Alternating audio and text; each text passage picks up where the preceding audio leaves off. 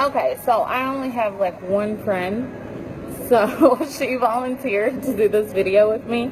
And we both were a little nervous because it's so unnatural because we're pretty much role playing. So we're not even going to look at the camera. We're going to pretend like it's not here and kind of do it the way I would do it in a therapy session. Okay. Are you ready? Okay. You want to tell me your name? Patricia Napier. Okay. And can you give me a reason for your referral? Depression, anxiety, and bipolar. Okay. So you already have a diagnosis of depression, anxiety, and bipolar? Are you under the care of a psychiatrist right now? Yes. Okay. And who is your psychiatrist? You know what I mean? Dr. Rosita Vicari. Okay. And then are you taking any prescription medication at this time? Yes. Okay. Do you care to tell me what you're taking? Sure. Prestige Prestige. and Latuda Okay. Latuda. and Trazodone Okay. and Klonopin. And Klonopin. Okay. And were you referred to us by Dr. Ricari? Yeah. Okay. I don't care, I'm not redoing it. So you said that you have symptoms of anxiety, you have depression, and you also have bipolar. How are you currently managing the symptoms? Can you tell me some of the symptoms that you are having?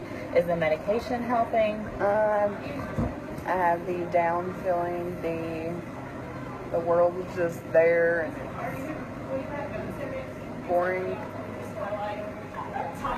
So you kind of feel like the world's there and it's boring. Do you feel like you're kind of just existing? I'm just there. Yeah, I'm just Existing. Do you have any motivations? Like, can you describe a typical day for me for you? Wake up, play on my phone, watch TV, go to my dance class, come home, pretty much do the same thing. Okay, so you pretty much have a routine. What is in your routine that you would like to change? Or is there something in your routine that helps where you're at right now? Well, I have social anxiety also, so Okay, so you have social being around anxiety. a lot of people I get nervous. What do you call it? I get claustrophobic around a lot of people. Going to Walmart and it's really crowded, I get really nervous. I start shaking. I have to get out of there. Okay. And other than, what are some techniques that you use while you're in there? Do you just immediately, are you in the store and you're like, I can't do it, and you leave? I get what I gotta do and get out. Okay, so you are able to go in, do what you need to do, and get out, but you're distressed throughout the whole process? Yeah. Okay. Is that something that you want to work on in therapy? Do you want to work on reducing your anxiety level? Or we're obviously going to have to work on depression as well. What are some other things that we can just kind of get like a pinpoint of where we're at and where we can start at? To be able to get out and do more things, not be so difficult.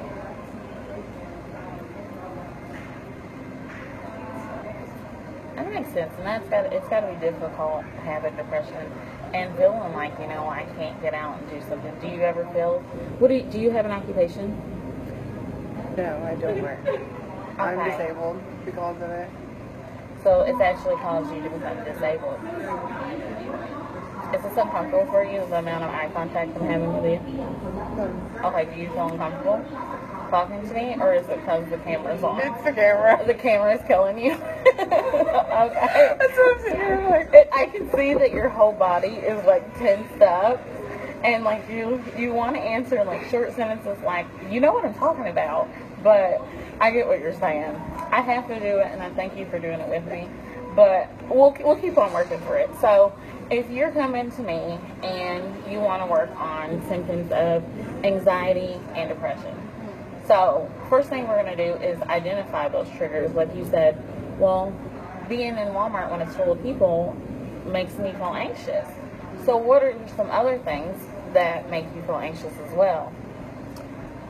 Not being happy with the way I look. Okay. I struggle with that a lot. Okay, and what is it about the way you look that you're not happy with? I feel that I'm too big. Okay. I'm not pretty like the other girls. I can't wear certain things like other girls can. Going shopping to buy clothes for myself is just very, very stressful. To the point I just want to cry. Oh, I understand. It's got to be difficult. Can you tell me, in the mix of that, I heard you say, like, I'm not happy with the way I look. But you've also done a lot of hard work to get where you're at right now. So, can you tell me a little bit about all the work you put in to get to where you're at right now? A lot of dancing. A lot of dancing. A lot of working out, dieting, and not going back to old habits. And how much weight have you lost so far?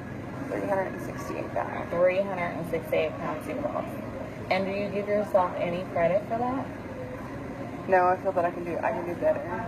I don't lose as much as I want to from time to time, and I get down on myself. Do you think that you've lost 368 pounds? Do you think that you set your expectations too high? Like, I want to lose 30 pounds this month. And then if you don't meet that marker, I beat myself up for it. do you beat yourself up for it? Do you realize, are you able to acknowledge that 368 pounds is a huge accomplishment? I mean, I know that it is, but I have more expectations where I want to lose more and more. And when it doesn't happen, when I want to lose for that month or that period of time, I get down on myself for it. I could have done better. I could have tried harder. Do you ever give yourself like positive self-talk, kind of like, I didn't reach that 30 pounds I wanted to, but I reached 15 pounds. You know what, next week or next month I may reach 15 more. Or do you ever lower the expectation, like, okay, I want to lose 30 pounds this month? You don't necessarily lose those 30 pounds, but you acknowledge the weight you've lost. I'm my own worst enemy. Tell you the truth. So you're more self-critical of yourself. And is it hard for you to acknowledge positive attributes about yourself? Pretty much, yeah. Could you list 5 positive traits about yourself? I have a good smile. I'm outgoing. I've never been a stranger. I'm nice. That's 4. Your hair is pretty. Yeah, I have pretty hair. And he just complimented you. See, I think you're right. You are your own worst critic because you're looking internally like you have, like, I could do better, I could do so much more, but then you don't see from the outside. I don't like what I see on the outside. But you're doing things to change that. You change your diet, your exercise. And do you think that your weight is associated with your anxiety, or do you think your anxiety has triggered you? I think if I was less, more weight, more thinner, I would feel better about myself. I would have more courage to do more things. And so you think that you would have more courage to do more things, like what? Go more places, be able to get clothes easier, and it wouldn't be so much stress on me. Okay. And other than the clothes, what is different that you can't do now that you feel like you could do? Sports are not as easy. So it's a little more difficult with the weight. And running. Yeah. Yes. But then, let's say what's your goal weight? 270. 270. So let's say you Less. get to 270 or less. Let's say you get to 270 or less, or let's say you're just the ideal body weight, and the doctors is like, this is right where we want you. This is perfect. Your BMI is perfect, and you still struggle with running. Are you going to beat yourself up? Probably not as much, but it'll still bother me. It'll still bother you. Okay. Let's say the same case of scenario. Let's say you get down to 114. So for your height and weight, you'd probably be underweight, a little on the skinnier I side. look sick. Okay, so you say it. I Because would I'm big look bone. sick. I'm big bone, so I would look very disgusting. So, but you say that now you have trouble finding clothes in your size, which is understandable. But then also, if you were a size, I mean, if you were 114 pounds, what if there's a shirt you absolutely love and it's only carried in a 3X? Then I'd be depressed for that. Would it be any better? So is it the clothes, or I'm trying to get at what it is. I know the weight bothers you, but I don't necessarily know if I it's... want to fit in an appropriate size where I can go to a store and they have it. Mhm. I have to order like things online because they don't have like jeans in my size. Yeah. Or certain shirts or workout clothes is hard to find. And I need those for my workout classes because they're light and they don't burn you up as bad. I know, you're doing awesome. But back to the weight thing. The weight got thrown in there because that just come out subconsciously. You just told me, like, it's my weight. Initially, it's like I have bipolar, I have social anxiety disorder. And then you said, well, I'm anxious because of my weight. But you've done so much to lose weight, and you continue to do stuff to lose weight. So when you get to your ideal body weight, which I really believe you're going to get there, you'll get there. Not quick enough. So you got to give yourself credit. You got to set those short-term goals. So let's say, what is your goal right now? You said your goal is to be 270 or lower. By Christmas, I'd at least like to be down another 60 or 70 pounds. By Christmas, 60 or 70 pounds. Okay, let's see. We're towards the end of August. So September, October, November. And then you have by Christmas. So we're going to go ahead and round it to December. So 4 months to lose how much weight? 60 or 70 pounds. 60 or 70 pounds. I'd be happy with 50. But you'd be happy with 50. But that's the goals that I want. Okay, that's the goal. So let's say 60 to 70 pounds by Christmas. So that's what? Almost anywhere from about 15 pounds a month to lose. So let's say September and October, you lose 15 pounds a month. So you lost your 30, you're halfway there. So what about when November comes, you know, there's Thanksgiving and, you know, people are getting around and that's a big time to eat. What if you only lose 10 pounds that month? I have to work harder the next one. Okay, there you I have to go. thrive and pretty much kill myself to do it.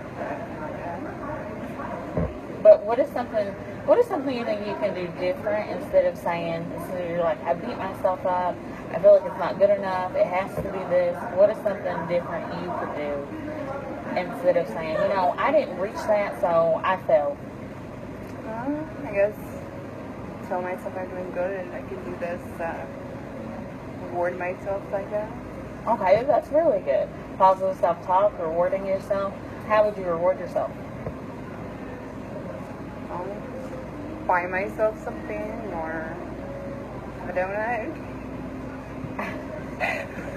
Have you tried that in the past? Like, you know, if I lose this much amount of weight, I'm going to reward myself with something. No.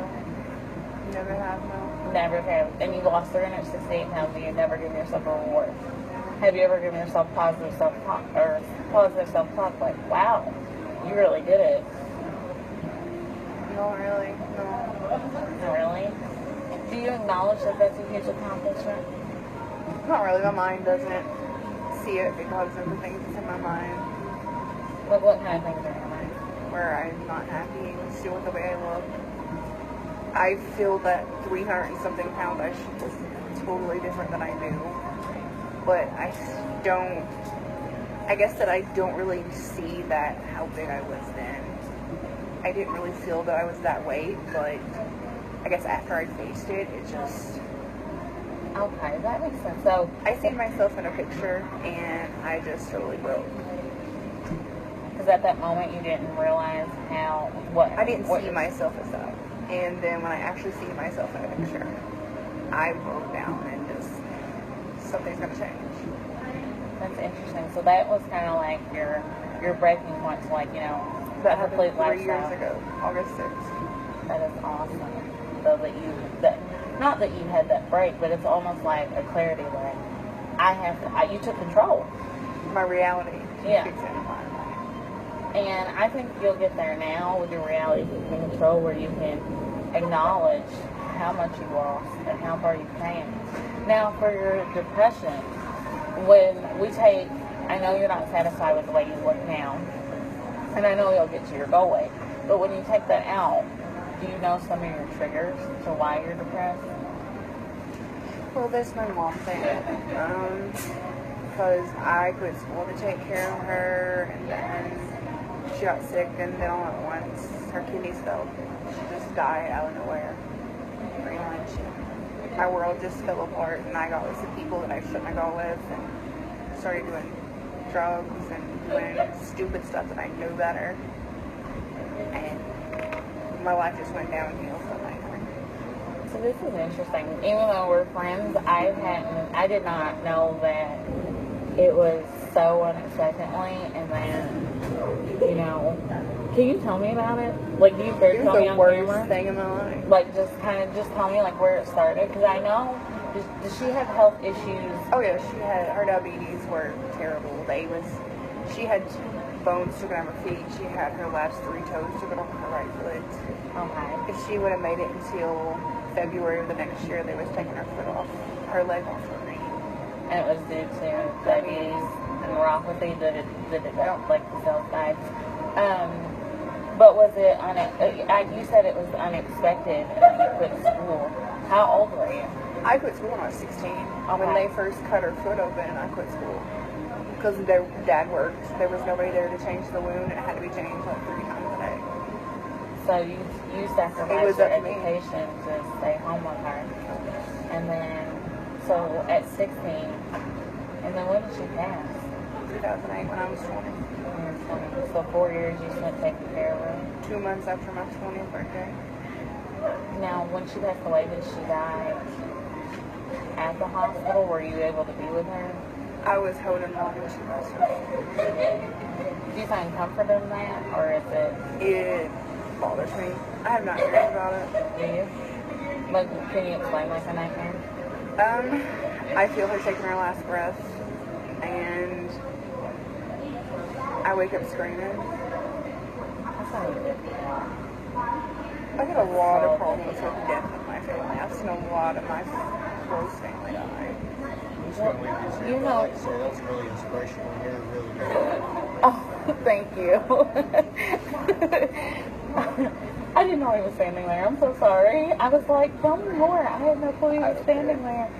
Okay, no, but seriously though, so, I mean, death in general is hard to conceptualize. Like, because nobody knows what happens after death. All we know is our loved ones are no longer with us. So, was your mom your first loss that you ever had, like, that was really close to you? I believe it's the third one, but hers was more traumatic than my grandparents. Yeah. And how did you, like, after she passed, how did you grieve her loss? I know you said that. I say drinking. I say drunk. I stayed high. What did you use? I started the hard stuff. With meth and heroin. Meth and heroin? And Drinking then, wasn't tolerating it. so So I had to go something bigger. So it started off with drinking, and it kind of numbed it. And you were still living in the house that she took her last breath in while you were holding her? Wow. And then you started meth and heroin? For how long? For a good 3 years. 3 years? And then it's kind of weird because I'm going to revert back to you said, I looked at a picture of me and I kind of got a reality. Well, your mom passed, and it doesn't seem like you were able to grieve it in a more positive, non-constructive manner, which grief is hard to deal with in general. But when did you get that reality check that, you know, I'm addicted to drugs, I'm an addict right now? About 5.5 years ago. I've only been sober for 5.5 years. So you've been sober 5.5 years? Off of anything that's harmful. did you just, was it one day you just woke up and you're like, I'm done? Did you have that? I had one of the withdrawals because I had had to do without it for like 2 days because the person that I was getting from couldn't get it. And I felt like I was dying, literally dying. I can feel my heart slowing down. I thought it was almost over.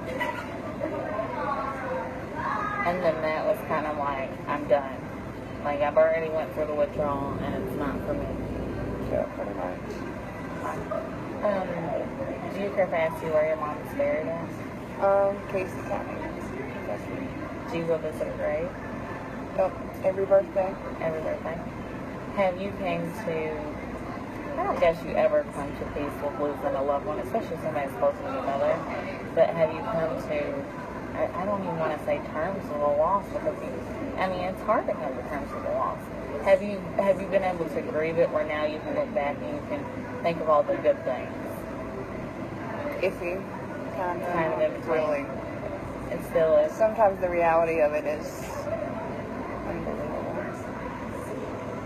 And do you think that was because it was unexpected and you were so young? My mom was all I had. Me and my dad didn't get along. Mm-hmm. He was never home. So my mom was my everything. So you essentially lost your mother, your best friend. My whole world. I had never moved out of the house, never lived anywhere. I had like maybe 2 jobs. I didn't know what the world had out in front of me because mom kept me close. Yeah. Really close. Did how do you think that shaped you into the person you are now? You just look and think back. I could do better. I know I should do better. What would my mom think? Mm-hmm. What do you think she would think now? Of who I am now or then? No, who you are right now today. I think she would be proud. I think she'd be very Because I've proud. lost the weight. Yeah. I've been trying to do that for years and I just pushed it away. Start, quit, never go back to it. Did you ever use food as a coping skill? Oh yeah, depression, I went out to it. And would It couldn't get mad at me, it couldn't yell at me, couldn't get mad at me. So would you binge eat, or was it just like, I'm not feeling today, I'm just gonna eat. I'm not crying, I promise. My mascara's running, but I'm being serious. It was mostly like candy, chocolate, donuts, junk food. Mm-hmm. I didn't go to food, I went to junk food. Did you do it with the thought that, I'm gonna put on this weight and I don't care? Did you know it was detrimental at the time, or was it literally like, this makes me feel better? Makes me feel better, I didn't care. Okay. So Whatever it made me happy at the time, whatever, I didn't care. do you know how strong you are? That is amazing. You've lost 368 pounds. You have kicked addictions that people lose their life to every day. And then you're fighting an addiction with food that is all around you all the time, and you're able to turn it down and get in the gym and continue to lose weight. That is a huge deal. Have you always suffered from depression? Yeah. I've been on medicine since I was 9. You were 9? My family doctor used to give me medication. What were you taking? Do you remember? Celexa. Alexa. And then it just progressed to what you're taking now. Do you feel like what you're on now is better? Not really. The Latuda makes me really tired. And I can't. She's even having me take it. Was having me take it in the morning. Now she switched it tonight. But I can't tell any difference. I can't. Doesn't do anything that I feel. Doesn't help me cope. It is.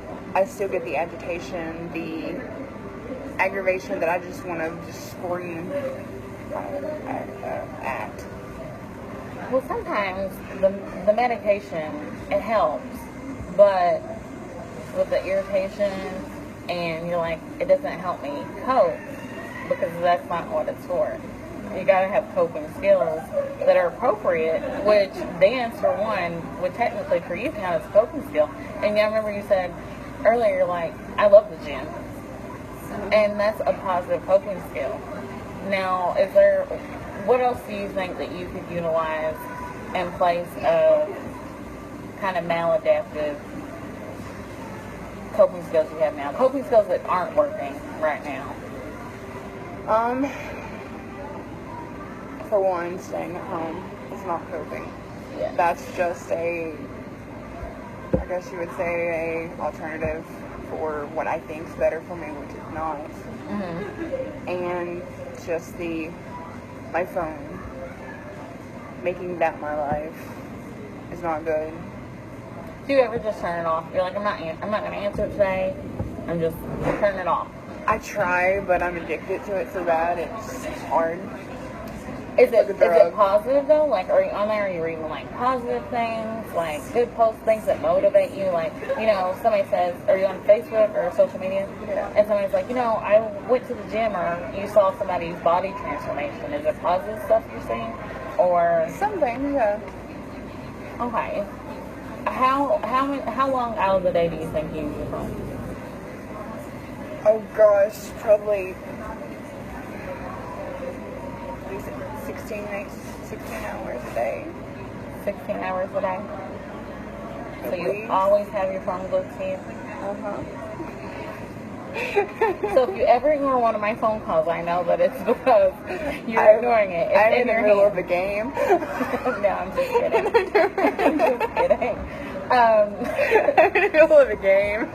On a serious note, though, like, overall, if this was a real session, which, we talked about real things, but, it's serious, and I really think, I know you said that you don't think therapy works because you haven't found a therapist that, like, you connect with, or you feel like you can open up with, and that takes time, it really does.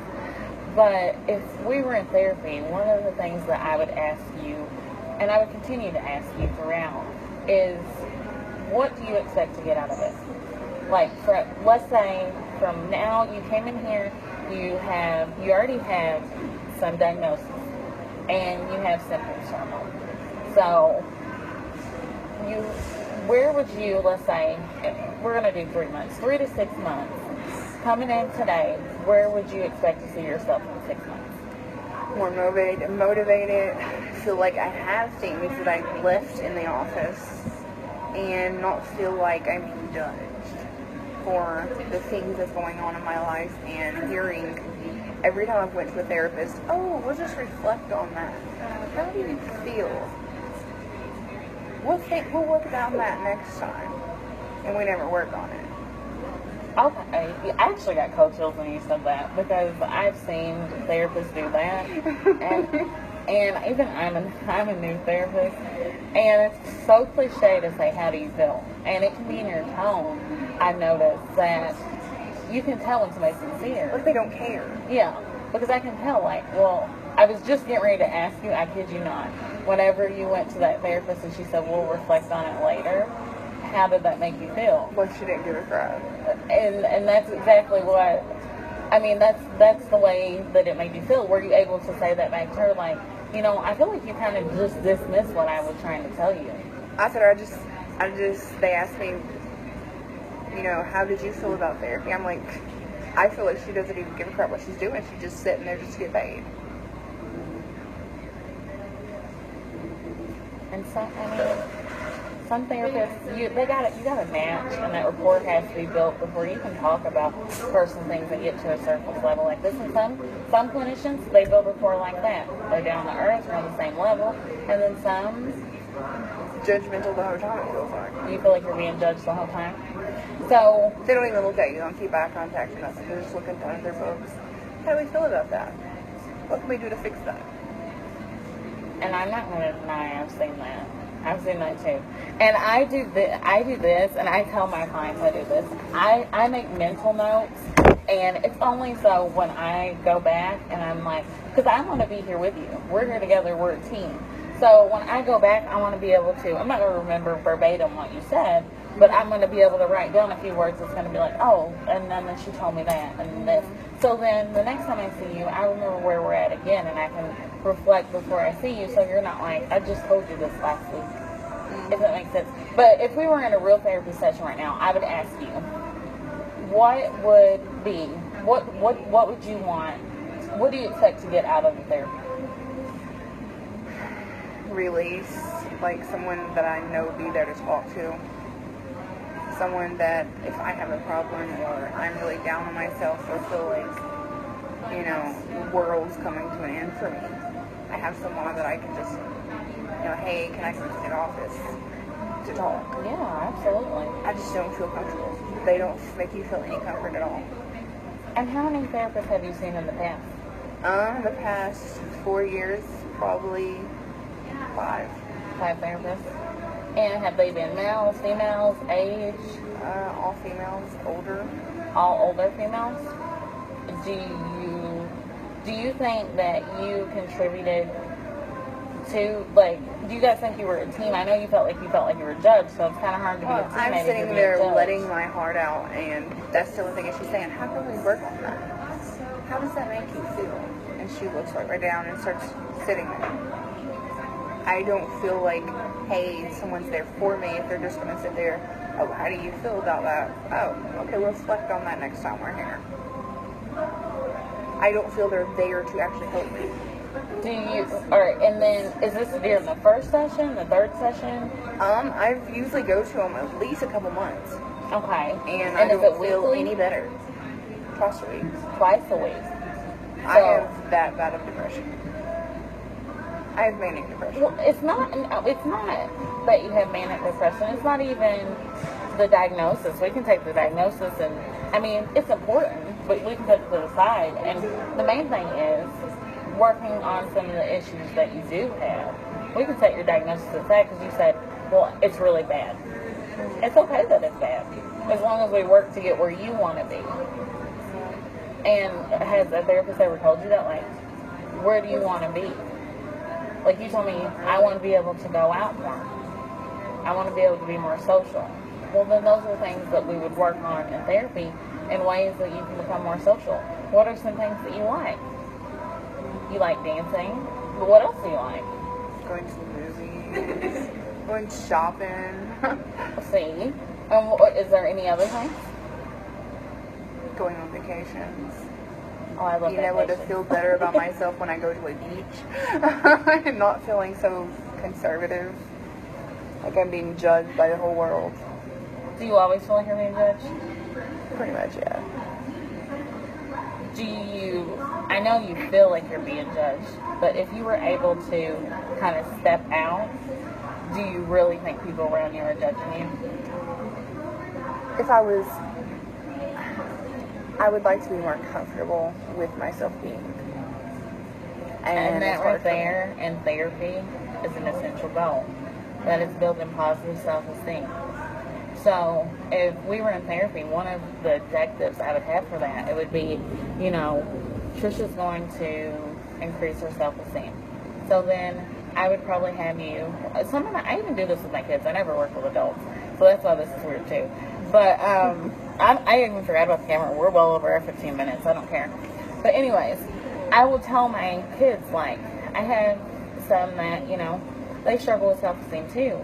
And in session, I will have you say at least 2 positive self-statements about yourself.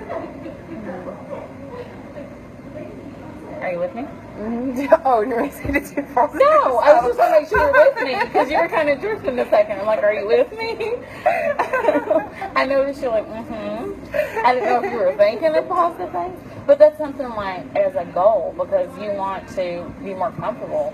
So you got to build that self-esteem up, and I think that you do have a low self-esteem, but you have so many positive attributes, and you can build that up. I can't build it up for you because I can tell you all day, I think you're beautiful, you have an amazing personality, you're caring. I can list off 10 things when you struggled with 5. So during a session, one of our objectives would be to increase your self-esteem, and I would have you make 2 positive self-statements during each session. And then I would also sometimes do homework, but it's not really homework, but journaling a little bit, kind of talking about positive things about yourself, and then even sometimes some of the negative things, and then it leads to, it can help you lead to why you're feeling the way you're feeling. But just for an example, could you tell me, I already asked you to list attributes about yourself. Could you tell me 2 positive self-statements about yourself? As confidently as you can. But like if you're marketing yourself right now, you're selling it. Just 2 positive statements. It can be about anything about yourself.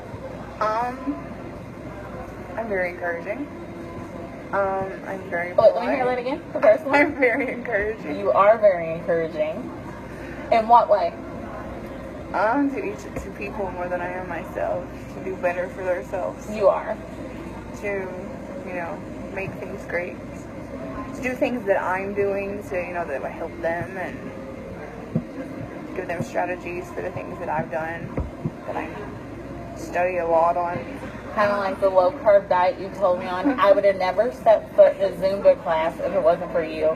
I would never been to the gym at midnight if it wasn't because of you. You are a very encouraging person, so that is a really good statement to make, because I need to do this. Well, come on, let's do it with me. Yes, and it motivates, that you are, that's encouraging, and that's motivating. I'll do it by myself, but with someone with me, it makes me more enthusiastic to do it. And I see it in you. And you know what else I see in you? When you're in Zumba and I'm over hugging the wall because I can't breathe, you go take your water, you take your 5 seconds, and you get right back out there. And meanwhile, I'm like checking my phone, like, is it almost over? And you like are just enjoying it, you're out there. I did that the first week. But it's okay. But I mean, what I'm saying is you encouraged me to keep going back, and you taught me that it's okay. Because I thought Zumba was just for, people that are really fit. That is the most comfortable I am is when I'm in Zumba class. And that's awesome. Because I feel no judgmental. Everybody is, some are good and great. Then you have your, think that they're better than you because they know the owner. Sorry, I've known the owner longer. Kind of thing. See, that was confident. Might have been a little cocky, but that was confident. What would be another positive self-statement about yourself? So you are encouraging. You're beyond encouraging. You're inspirational.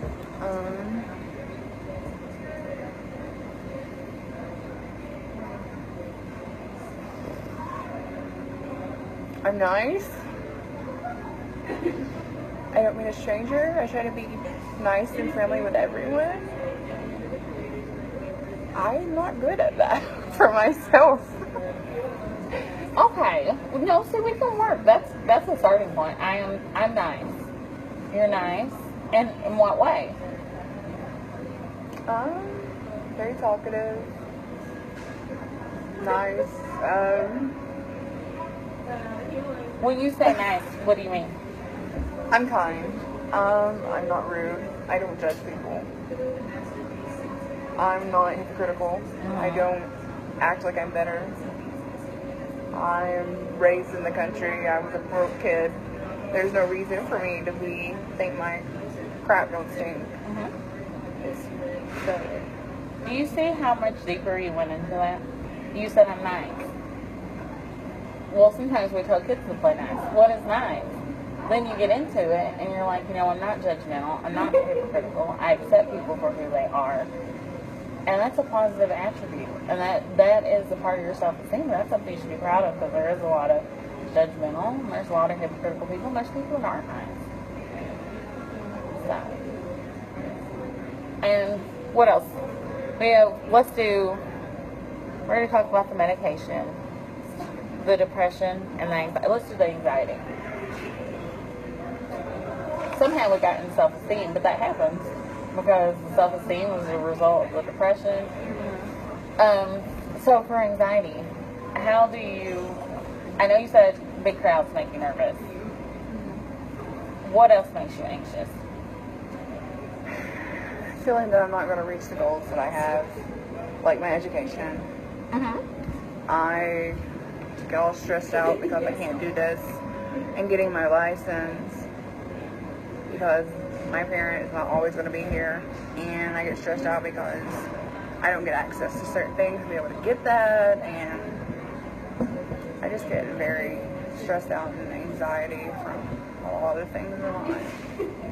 Okay, so we back up to the very first thing.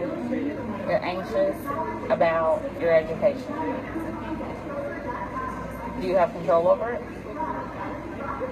I try. In what way? Well, it's hard for me to get to the classes because I don't drive. Mm-hmm. So that bothers me and gets me upset. I do GED practice tests on my phone. I do a lot of those. That's awesome. I take the permit test on my phone. Too bad it doesn't count there, but So, does